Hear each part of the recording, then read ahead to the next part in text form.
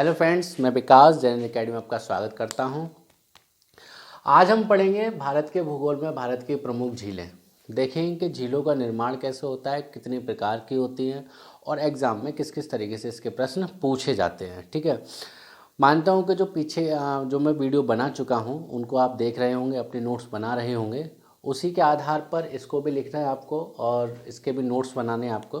ठीक है, जो भी चीज़ हमेशा ही तरह मैं आपको बोलता हूँ, अगर कोई भी चीज़ समझ में नहीं आ रही है या कोई भी आपको नोट्स बनाने में प्रॉब्लम क्रिएट हो रही है तो आप कमेंट बॉक्स में बोल सकते हैं कि सर इस प्रकार से आप नोट्स हमें प्रोवाइड करा दीजिए और अच्छा बताइए। तो मैं बेहतर तरीके से कोशिश कर रहा हूँ, जितना बेहतर होगा मैं आपको पढ़ाने की कोशिश कर रहा हूँ। ठीक है, तो टाइम को वेस्ट ना करते हुए हम ये स्टार्ट करते हैं भारत की झीलें। ठीक है, सबसे पहले हम देखेंगे कि झीलें होती क्या हैं। झील होती क्या है।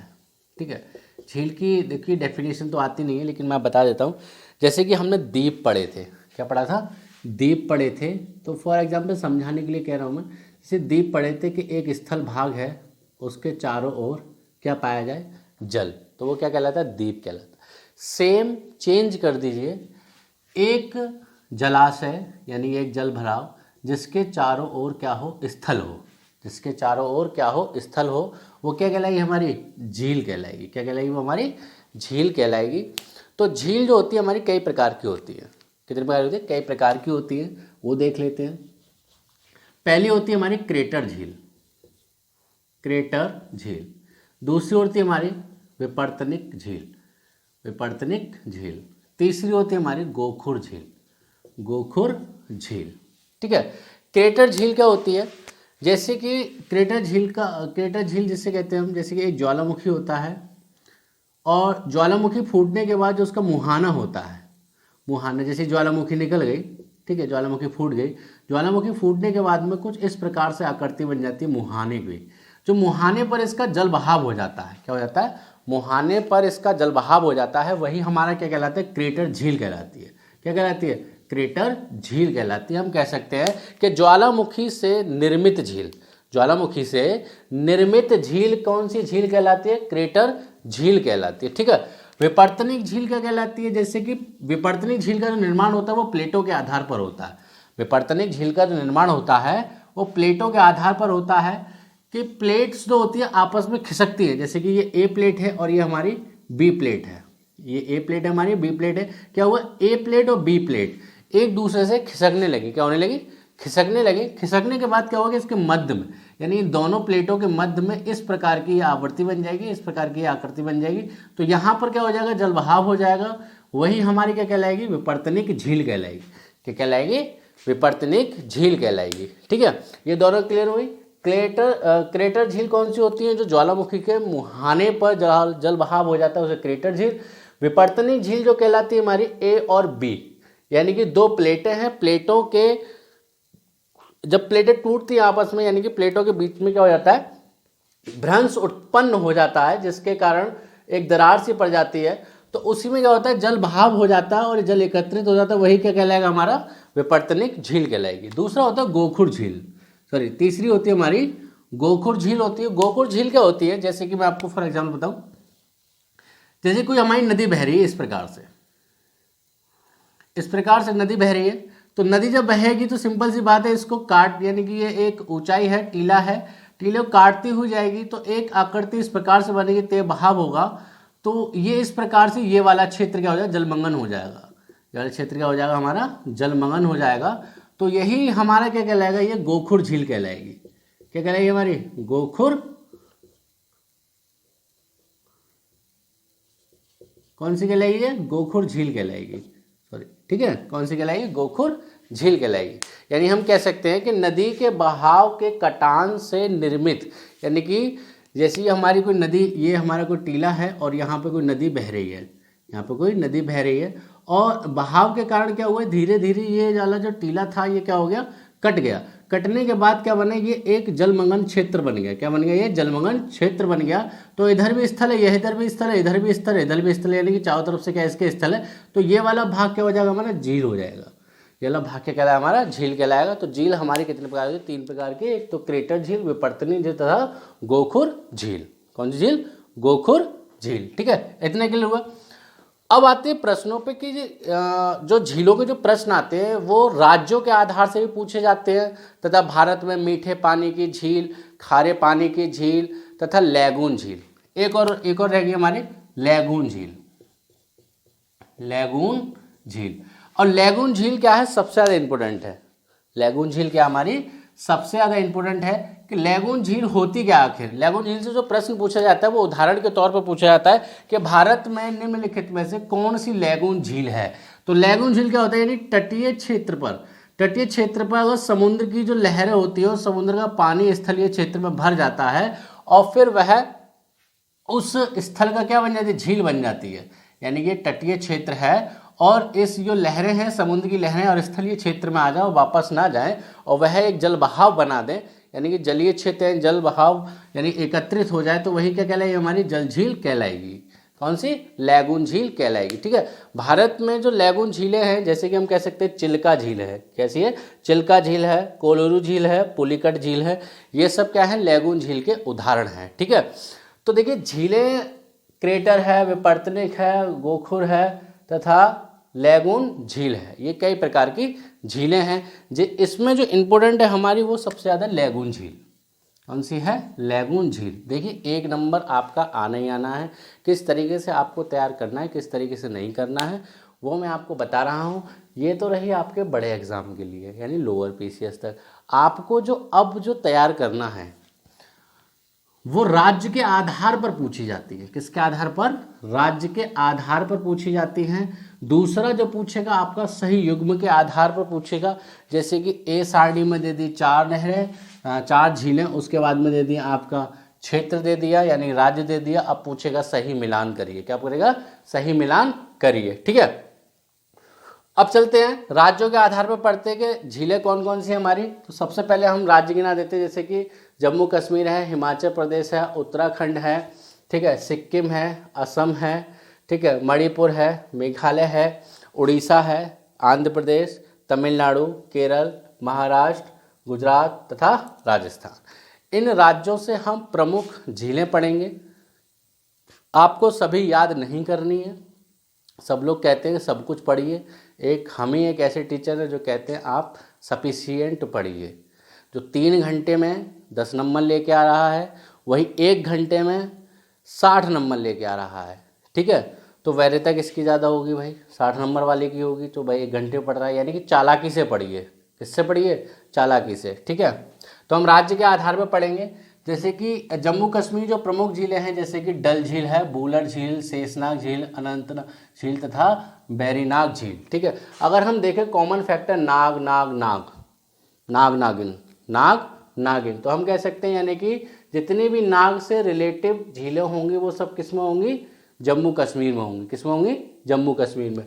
तो हम इसमें याद कर सकते हैं कि डल झील, बूलर झील, शेषनाग झील, अनंतनाग झील तथा बैरीनाग झील। ठीक है, बूलर झील से जो प्रश्न हमें याद करना है वो इस तरीके से करना है कि भारत की सबसे बड़ी झील कौन सी है। भारत की सबसे बड़ी झील कौन सी है, तो हम कह सकते हैं बूलर झील है। भारत की सबसे बड़ी झील कौन सी है, बूलर झील है। दूसरी तथा भारत की सबसे ताजे पानी की यानी सबसे बड़ी ताजे पानी की झील कौन सी है, ताजे पानी की। ठीक है, सबसे बड़ी झील कौन सी है, बूलर झील है। ठीक है, जम्मू कश्मीर में एक बार रिकॉल कर लेते हैं, डल झील, बूलर झील, शेषनाग झील, अनंतनाग झील तथा बैरीनाग झील। ठीक है, ऐसे नहीं चलते हैं हिमाचल प्रदेश में, तो सूरजताल, चंद्रताल, रेणुका, नाको झील, ये सब क्या हैं, किसकी झीलें हैं, ये हिमाचल प्रदेश की झीलें हैं। किसकी झीलें हैं, हिमाचल प्रदेश की झीलें हैं। जैसे कि पूछा गया कि चंद्रताल झील निम्नलिखित में से किस राज्य से संबंधित है, तो हम कह सकते हैं हिमाचल प्रदेश से संबंधित है। सूरजताल झील कहाँ पे पाई जाती है, तो कहाँ पे पाई जाती है, हिमाचल प्रदेश में पाई जाती है। नीचे चलते हैं उत्तराखंड में। उत्तराखंड की जो झीलें हैं नैनीताल, भीमताल, रूपकुंड। कौन सी है, नैनीताल है, भीमताल है तथा रूपकुंड है। ठीक है, 3 राज्य की हमने देखी। नेक्स्ट चलते हैं सिक्किम पर। तो सिक्किम पर जो है सोमगामो, कौन सी झील है, सोमगामो।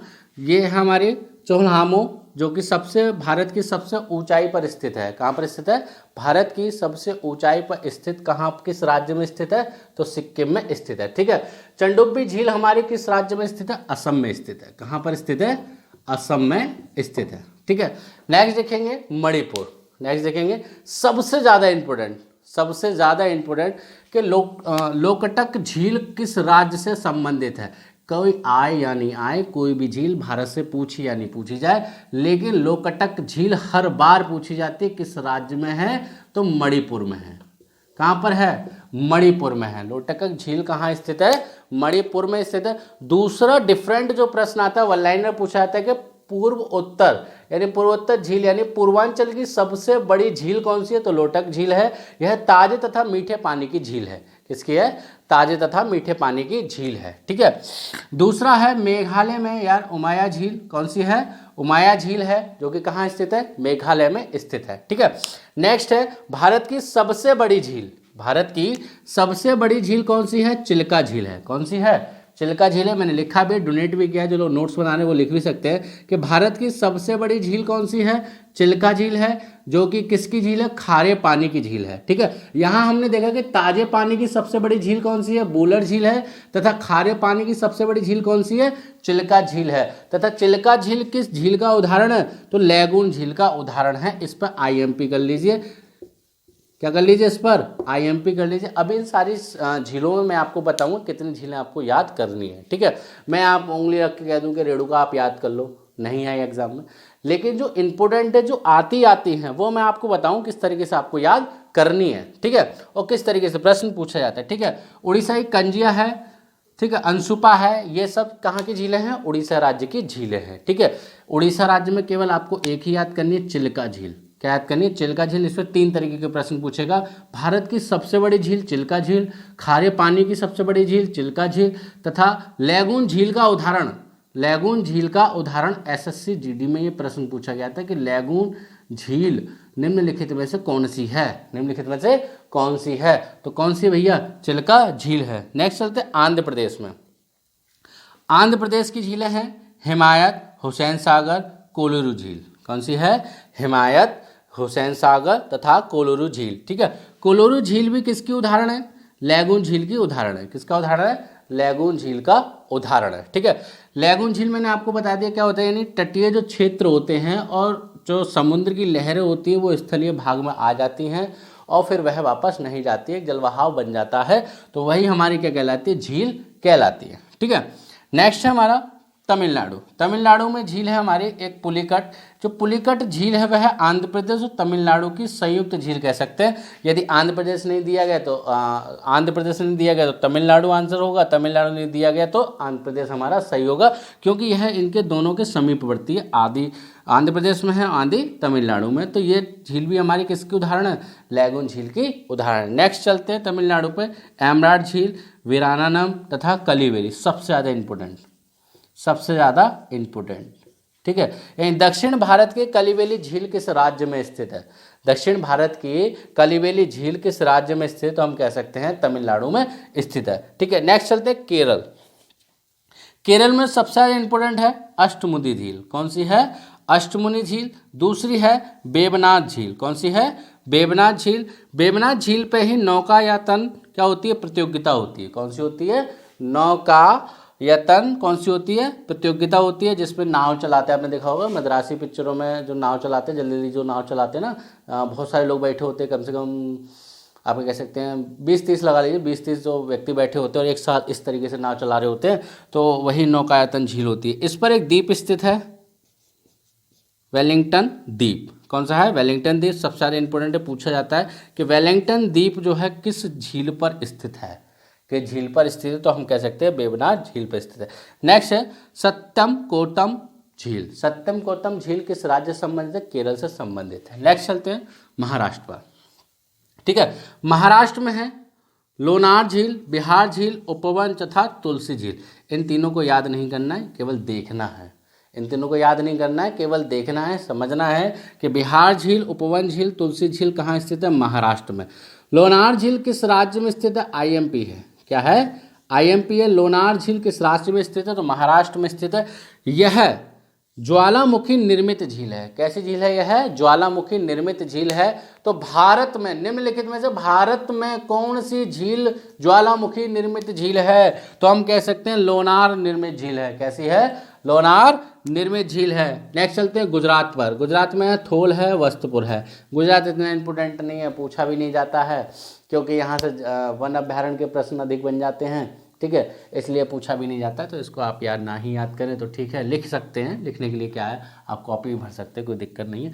क्योंकि बहुत से जो टीचर्स हैं, स्टूडेंट्स हैं, आधे से ज़्यादा वो यही काम करते हैं कि कॉपियाँ भरने से नोट्स बनवा दें, बहुत बेहतरीन नोट्स बनवा दें।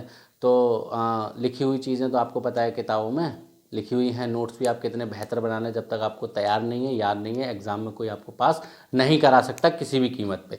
आपको नोट्स बना रहे हैं अच्छी बात है, लेकिन साथ के साथ आप उन्हें रिवीजन भी करते जाएं, ठीक है। नेक्स्ट है राजस्थान, सबसे ज़्यादा इंपोर्टेंट कि पुष्कर झील किस राज्य से संबंधित है, तो हम कह सकते हैं राजस्थान से संबंधित है। सांभर झील किस राज्य से संबंधित है, तो राजस्थान से। दूसरी है तीसरी है डिडवाना झील किस राज्य से संबंधित है, तो राजस्थान से। नक्की झील कहाँ स्थित है, राजस्थान में। जयसमंद झील कहाँ स्थित है, राजस्थान में। किस राज्य में स्थित है, राजस्थान में स्थित है, ठीक है।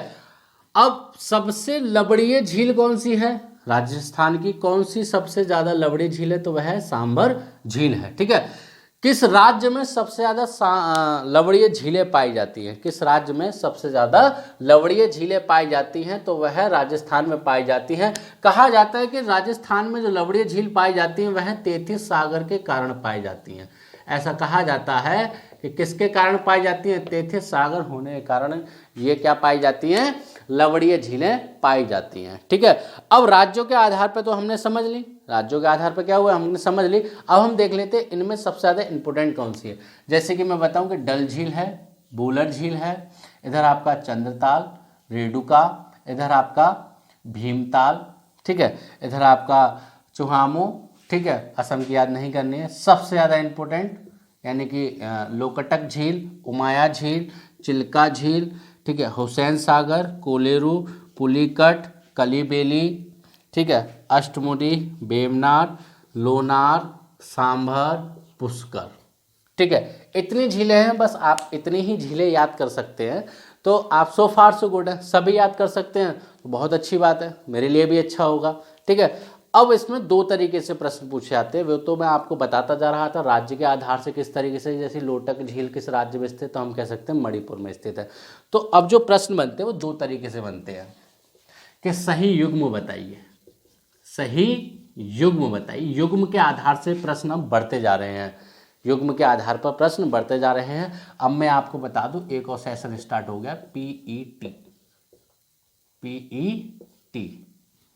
ठीक है। कौन सा एग्जाम यूपी ने लागू कर दिया, यूपी SSS ने। पीईटी आपको पहले पास करना होगा, उसके बाद में आप कोई भी एग्जाम भर पाएंगे, ठीक है। और सेंट्रल ने जो स्टार्ट किया है वो CET स्टार्ट किया है। क्या स्टार्ट किया है, CET स्टार्ट किया है। इसको शॉर्ट फॉर्म में समझाने की कोशिश करूं कि लोगों ने बहुत जल्दी वीडियो बनाना भी स्टार्ट कर दिया, सिलेबस को समझा भी दिया, ठीक है।